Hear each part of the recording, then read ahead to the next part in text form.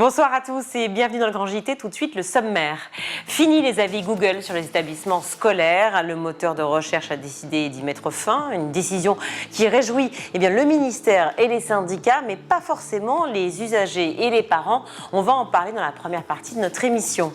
La précarité se révèle dans bien des domaines en France et les femmes n'en sont pas épargnées, encore moins lorsqu'il s'agit de protection périodique. Ce sera en seconde partie de notre émission. La traque de Xavier Dupont de Ligonnès passionne jusque sur les réseaux sociaux et notamment l'influenceur Aquababe dont nous parlera Guillaume Buan. Mais avant cela, place à ce premier sujet. Terminer les avis négatifs sur les établissements scolaires et les règlements de compte sur les pages avis. Google a décidé de désactiver les notes des établissements scolaires sur son application Maps. Alors pourquoi cette décision et surtout que peut-elle changer? On en parle tout de suite. Et pour en parler, je suis ravie d'accueillir sur ce plateau Thibaut Druès. Bonjour. Bonjour. Merci d'être avec nous. Vous êtes directeur marketing et communication chez Custplace. Custplace pour Customer Place. Publier des avis, donner des notes aux établissements scolaires sur l'application Google Maps ne sera plus possible à partir de maintenant d'ailleurs. C'était fin avril. Ça existait depuis combien d'années ça déjà, ce procédé? Exactement. Alors sur Google, il était possible de laisser des avis effectivement pour les écoles et aujourd'hui pour tout type d'établissements dans des secteurs d'activités divers et variés. Classique pour la restauration, non? Exactement. C'est né avec ce domaine-là, on va dire, les avis. Aujourd'hui, ça concerne tous les secteurs et ça date, je dirais, de 2007. Il y a eu des évolutions majeures. Ça a démarré avec Google sur Google Maps. Ensuite, il y a eu sur les fiches Google Business Profile, c'est-à-dire les fiches d'établissement depuis 2014. Donc, il y a eu pas mal d'évolutions. Et le système tel qu'on le connaît aujourd'hui, donc d'aller déposer des avis sur une fiche avec le nom Google Business Profile, date de 2021. À quel point ça influence justement l'opinion publique? Aujourd'hui, ça a une influence, une influence et une importance majeure puisque c'est un usage, je dirais, qui est commun dans notre vie privée, d'aller laisser une évaluation, que l'on se rende chez son caviste, chez son coiffeur. Et du coup, ça s'est déporté sur toute une multitude de secteurs d'activité, dont les établissements scolaires. Alors, en ayant l'habitude de tout noter comme ça, effectivement, les restos, les hôtels, on le sait, et puis peut-être que vous, comme moi, effectivement, on a l'habitude de s'y référer, mais pour autant, aller noter les établissements, c'était pas vraiment une chose que l'on retrouvait. Il y avait plutôt des notations qui étaient faites en fonction des résultats du bac à l'époque.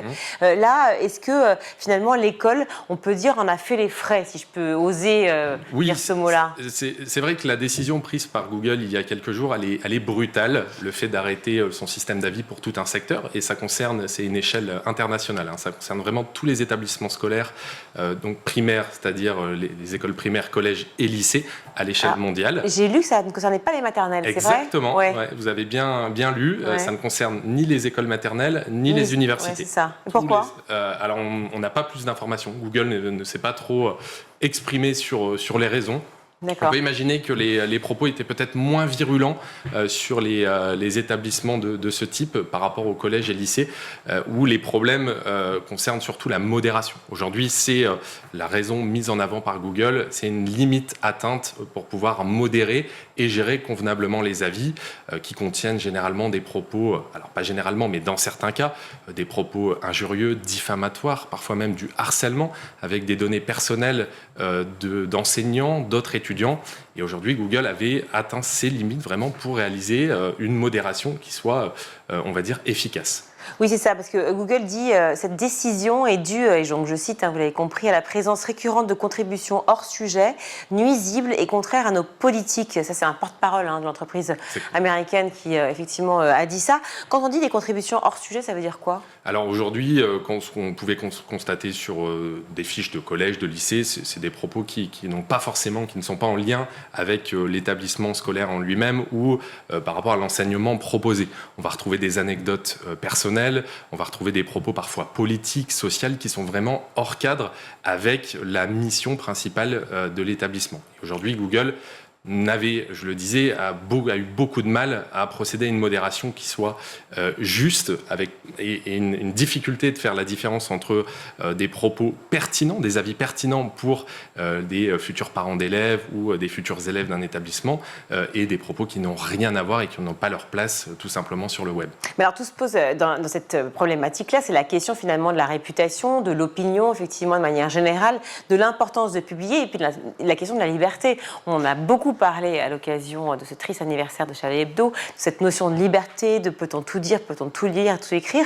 Quand vous parlez par exemple, justement, d'exemples de parents qui racontent des anecdotes, souvent finalement ça illustre une situation. Pourquoi ce ne serait pas une bonne chose ? C'est vrai qu'il faut laisser cette liberté de parole, de pouvoir s'exprimer, de donner de l'information. La genèse des avis aux clients était de donner de l'information à des futurs clients concernant un établissement, ou là en l'occurrence à des futurs étudiants, pour les orienter vers le bon choix. La limite qui est posée sur ces plateformes dites ouvertes, comme Google, où tout le monde peut venir déposer un avis si on possède bien un compte Google ou un compte Gmail, c'est que ça ouvre une porte à venir se défouler, à déverser des propos injurieux, diffamatoires. Et comme je disais juste avant, Google a beaucoup de mal à réussir à faire un tri à l'échelle planétaire. On parle de millions d'avis chaque mois.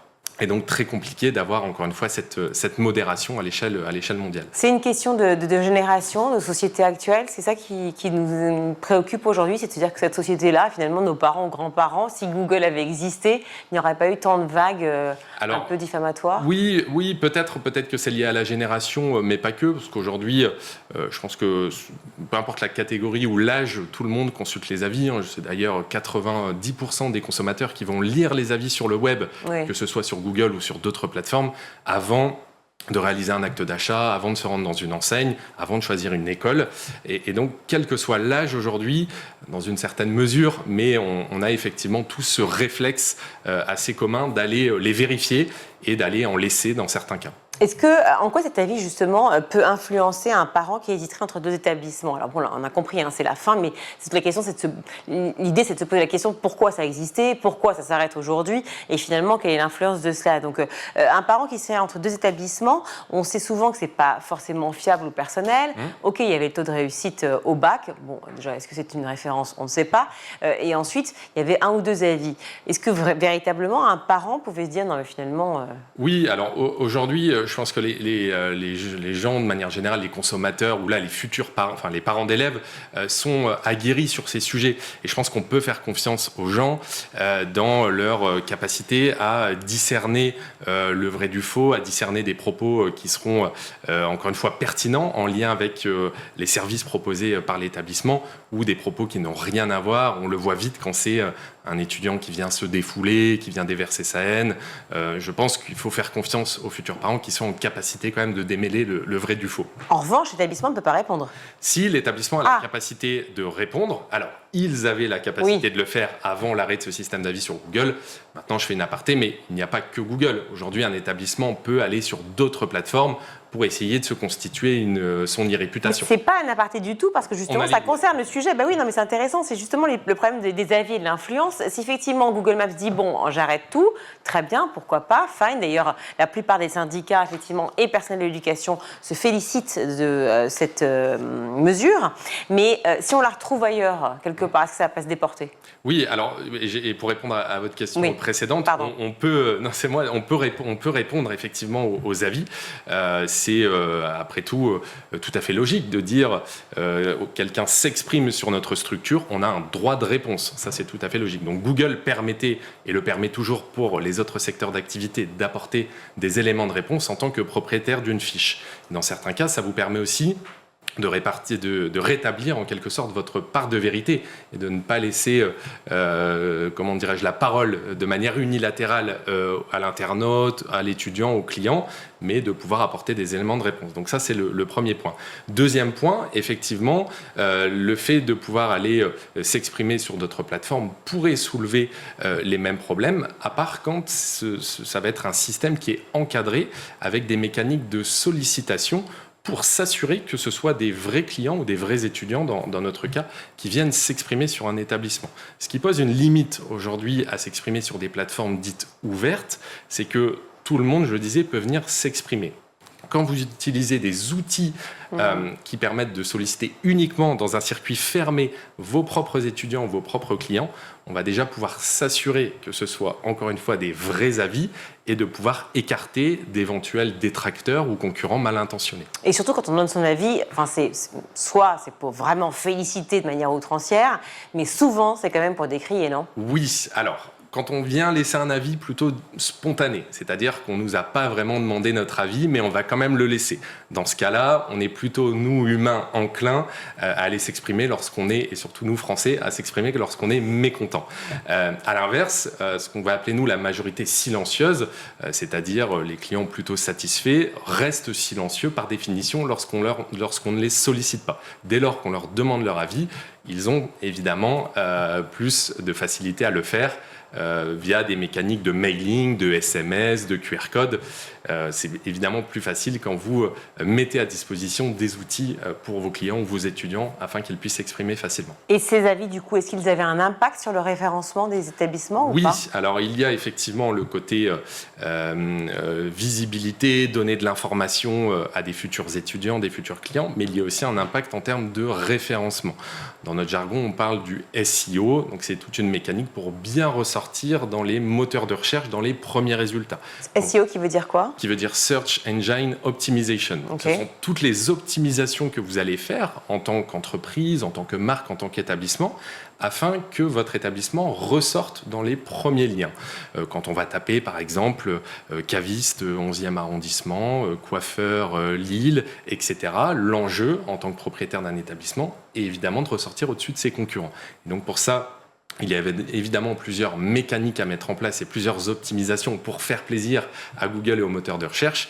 Et parmi ces optimisations, on retrouve les avis, bien évidemment, clients ou étudiants. Mais est-ce que véritablement, et bon, je rappelle que vous êtes directeur marketing et communication chez Custplace, est-ce que véritablement, ces avis, on peut s'y fier ? Je veux dire, avec l'IA aujourd'hui, avec tous les moteurs qui sont mis en place aujourd'hui, est-ce qu'on peut véritablement se dire, ce ne sont pas des bots qui sont derrière, ce sont des véritables humains qui ont une pensée précise, avec discernement et objectivité ? Oui, c'est toute la différence entre les avis spontanés, où là, effectivement, sur des plateformes ouvertes, en quelque sorte, tout le monde et du coup n'importe qui peut venir s'exprimer sur des circuits fermés avec des avis donc authentiques. Par définition, une entreprise va solliciter ses clients, aussi ses salariés, pourquoi pas. Et donc là, on est bien en capacité d'assurer la véracité et l'authenticité des avis. Donc c'est important de regarder lorsque vous allez fouiller un site internet ou consulter, etc., de s'assurer que vous voyez cette notion d'avis authentifié ou d'avis authentique. C'est un élément de réassurance supplémentaire. Et vous pouvez être sûr que ce sont des vrais avis avec bien souvent une norme NF. Nous, on est norme NF chez Custplace, ce qui permet d'attester encore une fois de la véracité du client ou de l'étudiant. Donc juste quand on vient chez Custplace, qu'est-ce qu'on va y chercher finalement, nous, en tant que consommateurs ? Alors, nous, on est une plateforme d'évaluation, c'est notre métier initial. Donc, on propose des pages publiques d'évaluation pour les marques ou les entreprises, toutes les structures. Et sur ces pages, on va retrouver donc les avis des usagers ou des clients, qui sont des avis authentiques dans certains cas, ou des avis qui peuvent aussi être déposés spontanément. La réputation générale, dont on parle très souvent, et on va y venir du côté évidemment des élèves, ça joue beaucoup, pour élargir peut-être un petit peu le sujet sur cette idée de l'influence et de la réputation de manière générale, mais je sais que en fait cette demande du ministère aussi visait à protéger les personnels enseignants, enfin le personnel éducatif dans son ensemble. Qu'est-ce que vous en pensez ? Tout à fait. Nous, ce qui nous a un peu surpris, ce n'est pas tellement la décision prise par Google d'arrêter le système d'avis pour tout un secteur, en l'occurrence celui de l'éducation. C'est plutôt la manière dont ça a été fait. C'est un peu brutal, disons-le. L'annonce est tombée le 15 avril avec une mise en application le 30 avril. Donc un laps de temps de 15 jours à peine pour les établissements pour pouvoir éventuellement se retourner et trouver des solutions alternatives. Maintenant, concernant la pardon de vous couper, mais si c'est valable pour tout le monde, en quoi c'est gênant que ce soit brutal ? C'est brutal parce que des établissements qui ont capitalisé pendant des années sur ce média-là pour avoir une belle fiche avec pas mal d'avis, des avis dans certains cas qui sont des vrais avis parce qu'ils ont été le demander à leurs étudiants, avec une belle notation, une manière de donner de l'information encore une fois à des futurs parents d'élèves ou à des futurs élèves, bien du jour au lendemain, c'est balayé d'un revers de la main si j'ose dire, et ces établissements se retrouvent sans notation. À communiquer autrement. Pour les établissements qui avaient des mauvaises notes, Vous allez me dire, ça les arrange bien, mais pour ceux qui avaient capitalisé et qui avaient plutôt une bonne notation, ce n'est pas une très bonne nouvelle pour le coup. D'accord. Cette demande de protection des personnels enseignants et de la vie éducative de manière générale a été très présente parce qu'effectivement, vous l'avez dit, c'est aussi un déversoir de certaines situations et qui peuvent, on le sait malheureusement, être tout d'un coup prises par d'autres. La question effectivement des violences, de la religion, de beaucoup de sujets qui tout d'un coup échauffent les esprits. Bien sûr, c'est pour ça nous, on ne remet pas du tout en cause la décision, l'essence même de la décision et les raisons qui ont poussé Google à prendre cette décision. On peut les entendre. Et selon moi, je ne suis pas là pour prendre parti, mais il y a débat. On peut entendre des arguments des deux côtés, ceux qui étaient pour, ceux qui étaient contre, pour les raisons qu'on évoquait tout à l'heure. Beaucoup d'avis avec un cadre qui est complètement hors sujet, des propos politiques, des propos diffamatoires, des propos injurieux, du harcèlement, qui encore une fois n'a rien à faire pour le coup sur le web. Donc on comprend que Google ait pris cette décision qui est certes brutale, mais qui s'entend, puisque encore une fois la question qui est posée, est-ce qu'un secteur tel que celui de l'éducation finalement peut recevoir des avis? Est-ce légitime d'aller évaluer un collège ou un lycée? La question se pose. Alors la question se pose en termes d'idéologie. Maintenant, si on revient sur le côté pratique et réalité, vous faites partie de ce monde-là. Moi, de très loin, mais enfin quand même, j'y suis un petit peu aussi. On sait bien que ça va se reproduire, et si ce n'est pas déjà fait, dès le lendemain de l'arrêt de cette notation d'une autre manière. Exactement, vous avez tout à fait raison. Aujourd'hui, c'est un des canaux qui a été supprimé, mais il en existe d'autres. Oui. On peut aller laisser une évaluation sur les réseaux sociaux notamment. On peut aller s'exprimer sur d'autres plateformes qui vont référencer des établissements. Donc, est-ce que le problème va se déporter sur d'autres plateformes? C'est difficile aujourd'hui à prédire, mais on pourra retrouver les mêmes biais effectivement pourquoi pas dans d'autres plateformes qui n'auraient pas ces mécaniques d'authenticité des avis qui est, je le répète, mais qui est quand même important. Sur le point de vue idéologique, c'est vrai que la question de référencement, de notation d'un établissement, peut-être pouvait se poser, je dis peut-être, pour tous ceux qui t'en regardent, dans l'idée qu'avant, on notait uniquement le taux de réussite, mais pas la vie finalement au collège, au lycée ou en maternelle, en primaire. Et donc, cette idée du bonheur, si je puis dire, à l'école. Est-ce que c'est ça aussi qu'on a été chercher par ces notations? Oui, alors c'est vrai qu'aujourd'hui, on est puisqu'on a ce biais, encore une fois, d'aller laisser des avis pour des restaurants, pour des hôtels ou autres, tout ce qu'on a évoqué. Et donc, finalement, quand on va venir s'exprimer dans d'autres secteurs, on va peut-être le faire pour les mauvaises raisons. Et du coup, évaluer, encore une fois, un professeur, alors que c'est pas du tout l'objectif, puisque un établissement scolaire, on peut l'évaluer, oui, pour la qualité de son enseignement, pour les infrastructures, pourquoi pas, mais à aucun moment aller laisser des données personnelles sur un enseignant. Donc, c'est peut-être un biais par rapport à notre manière de laisser des avis dans notre vie de tous les jours, qui a pu se déporter sur notre vision finalement des établissements scolaires avec du hors-sujet, forcément. L'idée de se dire que ça peut être la vie, effectivement, à l'école peut être sympathique, peut être agréable aussi, et c'est ça qu'il faut mettre en avant. On a le sentiment qu'à la fois les élèves, les familles, de manière générale, ont envie de repenser l'école, et on le voit bien ici sur ce plateau, puisque nombreux sont les experts qui viennent ici pour nous dire à quel point ils ont envie de recréer une nouvelle école, un nouvel fonctionnement. On parle très souvent des modèles nordiques, en tout cas des pays d'Europe du Nord.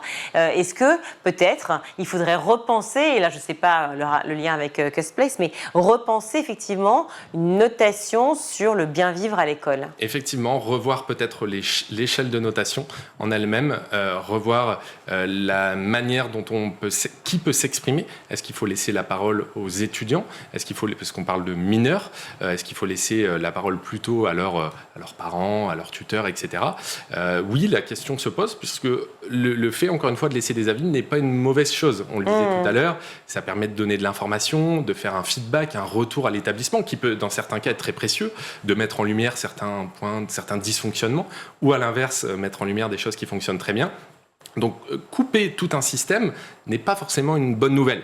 Maintenant, d'autres plateformes existent, bien évidemment, donc j'ai aucun doute sur le fait que les établissements recevront toujours des notes via d'autres moyens, mais vous avez raison, si c'est ce que vous sous-entendez, que ce serait dommage finalement d'arrêter complètement cette idée de pouvoir évaluer un établissement. En tout cas, on peut se poser la question de l'utilité ou pas. Alors, face aux différents classements des établissements, le ministère de l'Éducation a mis en place des indicateurs de valeur ajoutée Je ne sais pas si vous avez suivi ça, des lycées et des collèges, ça s'appelle IVAL et IVAC. Est-ce que vous connaissez un peu la différence et quelle est la valeur ajoutée justement de cet indicateur de valeur ajoutée? J'ai des enfants, mais en bas âge. Oui. Alors, je ne suis pas encore arrivé à cette étape-là. C'est ça, mais ça arrivera vite. En tout cas, l'idée de prendre de la distance par rapport au taux brut de réussite du bac et du brevet, si ce n'est que je ne sais pas si le brevet est vraiment pris en compte encore aujourd'hui, mais enfin, en tout cas du bac. Et donc, l'idée de pouvoir effectivement à l'État de prendre en compte une notation différente. Venons-en à ce point, j'en profite puisqu'on a du temps, pour parler de cette réputation ou de cette influence via notamment les réseaux sociaux et l'IA. Aujourd'hui, on l'a vu, des drames absolus par rapport au harcèlement, des drames absolus par rapport à ce décrochage scolaire ou cette phobie scolaire que l'on ressent chez beaucoup de jeunes aujourd'hui. Est-ce qu'il faudrait pouvoir travailler cette question-là aussi par le biais de l'EVARS, donc des cours d'éducation à la vie affective, peut-être en relation avec ça, à la réputation, ou en tout cas travailler autrement en philosophie, intégrer, injecter un maximum pour pouvoir repenser cette idée d'être tout le temps vu, filmé, photographié et partagé? Oui, alors pour moi c'est un petit peu différent, mais finalement l'irréputation c'est en quelque sorte le fait de donner la parole à un étudiant on parlait de propos parfois diffamatoires, mais il n'y a pas que ça. Il y a aussi parfois des étudiants qui ont des choses à dire qui sont très intéressantes, très pertinentes, et donc c'est un moyen finalement de leur donner la parole. À l'ère de l'IA, avec des mécaniques d'analyse assez poussées, c'est effectivement très intéressant pour un établissement scolaire de recueillir sous forme d'avis ou autrement d'ailleurs, mais de recueillir la voix de leurs étudiants pour essayer de déceler, on le disait tout à l'heure, mais des éventuels irritants, des dysfonctionnements et aussi des points forts. C'est une source d'information finalement qui est riche de la data, comme on dit aussi dans notre jargon, qui, encore une fois, à l'ère de l'IA, peut être analysée assez finement pour mettre en lumière les points forts et les éventuels points faibles. Dans l'enseignement supérieur, ça se fait beaucoup, notamment dans les écoles privées dites à but, les grandes écoles privées dites à but lucratif, cette notion de réputation et d'influence qui est vraiment mise en avant par les élèves qui seraient donc très heureux de leur scolarité. On l'a vu avec de grands groupes, notamment dans le commerce et autres récemment. Est-ce que ça joue beaucoup? Est-ce que les écoles misent énormément sur leurs étudiants pour pouvoir faire venir appâter le chaland? Oui, et on peut imaginer aussi que du coup cette décision prise par Google ne concerne pas les universités, etc. Puisque derrière il y a effectivement une mécanique où on a besoin de se mettre en avant en tant qu'établissement, et c'est pas du tout un gros mot selon moi. Il faut pouvoir montrer aussi la qualité de son enseignement, et c'est vrai que quand ça vient de l'établissement, de la structure en elle-même, ça a peut-être moins de poids que lorsque ça vient d'un étudiant ou dans un commerce classique d'un client. On va plus facilement faire confiance à la voix d'autres clients, d'autres étudiants, qu'à la voix de l'entreprise ou de l'école en elle-même. Donc oui, c'est une source d'information qui est précieuse pour le coup.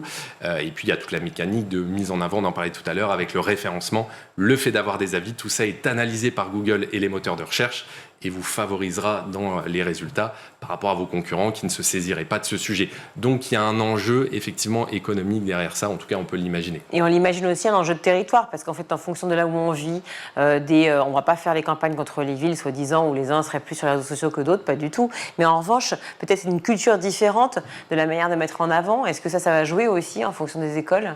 Oui, peut-être. Effectivement, ça peut avoir du lien. Là, si on parle toujours de la partie université, après c'est vrai que c'est souvent concentré quand même dans les grandes villes.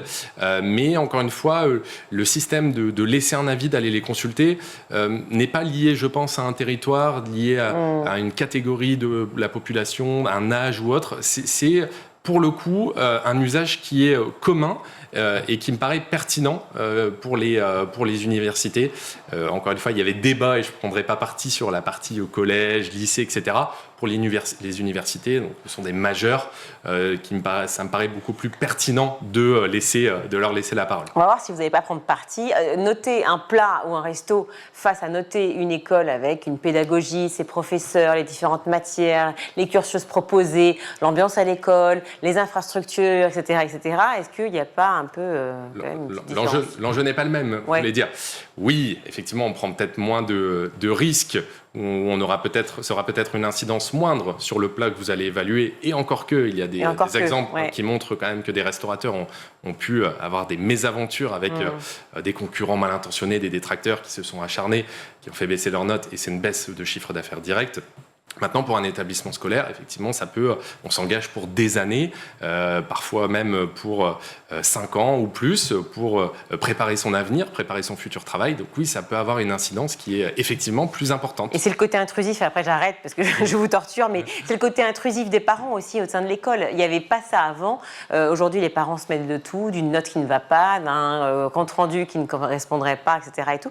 Beaucoup de professeurs et de gens de la communauté éducative disent qu'il faut absolument rétablir effectivement ce fameux sanctuaire de l'école. Oui, je pense qu'il faut le rétablir. Et là, du coup, je prendrai peut-être parti, mais sur le côté physique, effectivement, il faut que ça reste un sanctuaire. Maintenant, sur le côté digital, c'est très difficile, avec des plateformes ouvertes, d'empêcher un parent d'aller laisser un avis, puisque par définition, il a la capacité de le faire. Alors, il peut y avoir des garde-fous, des mécaniques pour essayer d'empêcher ça. Je pense que ce serait très compliqué d'essayer de leur priver de cette liberté de parole. Thibaut Druez, merci beaucoup d'avoir participé au Grand JT. Directeur marketing et communication chez Custplace. Merci à vous. On va marquer une courte pause dans le Grand JT. On se retrouve.